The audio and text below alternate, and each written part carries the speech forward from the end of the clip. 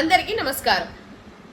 పాపం మన బాలకృష్ణ గారు ఎవరు అనుకుంటారేమో వాళ్ళ నియోజకవర్గంలో ఉన్నటువంటి ప్రజలందరూ. ఎందుకంటే మనం ఎప్పుడు షూటింగ్లోనూ షోలల్లోనూ తిరుగుతాం. ఈయన ఈ పెద్ద మనిషి వాళ్ళ అసెంబ్లీలో మాట్లాడుతున్నారు. అది జగన్ గారి కోసం. సాక్షాత్తు అసెంబ్లీలో ఏం మాట్లాడాలి, ఎట్లాంటి వర్డ్స్ యూజ్ చేయాలని కూడా తెలియదు అనమాట వీళ్ళకి. అంతేలే, పరిపాలన తెలియని వాళ్ళకి ఇది కూడా తెలుస్తుందని అని అనుకోవడం మన తప్పు. ఫస్ట్ ఆఫ్ ఆల్ జగన్ గారిని సైకో అని మాట్లాడుతున్నాడు. ఫస్ట్ ఆఫ్ ఆల్ మీకు చెప్పేది ఎప్పుడు ఏంటనంటే, మీరు అంటారు, పోక్ చేస్తారు, మళ్ళీ తిరిగి అంటే మాత్రం మమ్మల్ని ఇలా అన్నారని లబో దిబో అని చెప్పేసి మీడియా ముందుకు వచ్చేసి లేనిపోని ఏడుపులు, నంగనాచి ఏడుపులు ఏడ్చడం మీకు అలవాటు.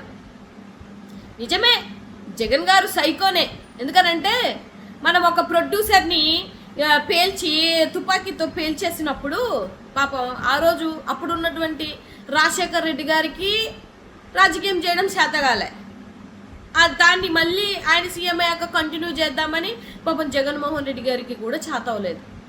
సో మీ దృష్టిలో మీకు మంచి చేస్తే సైకోలు అన్నమాట. కృతజ్ఞత లేని వాళ్ళని మరి ఏమనాలి? ఇవాళ మనకు మెంటల్ స్థితి, మతి స్థితి బాగాలేదని చెప్పేసి ఒక సర్టిఫికెట్లు సబ్మిట్ చేసుకొని ఇవాళ మనం అసెంబ్లీలో కూర్చున్నాం. నిజంగా దీని మీద ఆయన దృష్టి పెట్టుంటే మనం ఎమ్మెల్యే కూడా కాదు. కొట్టిపడేస్తారు కదా. మతి స్థిమితం లేని వాళ్ళని అసెంబ్లీకి ఎలా పంపించేస్తారు? ఇది చాలా సింపుల్ క్వశ్చన్ కదా. మనకి కృతజ్ఞత అనేది లేదు అని అనేది మీ మీ మొత్తాన్ని చూస్తుంటేనే నాకు అర్థమైపోతుంటుంది. నిజంగా ఆ మాట మాత్రం. నీకు చిరంజీవి గారికి ఏముందో, మీకు లాలుచులు ఏమని ఎవరికి తెలుసు? దానికి మధ్యలో జగన్మోహన్ రెడ్డి గారిని తీసుకొని రావడం ఎందుకు? అక్కడ మళ్ళీ నువ్వు సైకో అని చెప్పేసి మాట్లాడటం ఎందుకు? మళ్ళీ ఆ జనసేన ఎమ్మెల్యే మీద ఏదో 9వ స్థానంలో పెట్టారని ఆయన మీద ఎగురుతున్నావు. మరి ఆ ఎగిరేదేదో వాళ్ళ మీద ఎగరండి. జగన్మోహన్ రెడ్డి గారితో ఏం పని?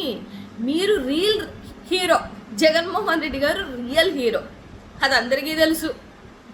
సో మనం తెలుసుకోవాల్సింది ఏంటి అని అంటే, మన నియోజకవర్గంలో ఒక బిడ్డను చంపేసినా కూడా మనం ఆ బాడీని తేలేకపోయాం. చూసారు?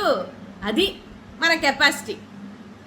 అత్త కోడల్ని రేప్ చేస్తే కూడా మనం వెళ్ళిపోయి ఎక్కడో షూటింగ్లో కూర్చున్నాం. చూసారు? ఇది మన కెపాసిటీ.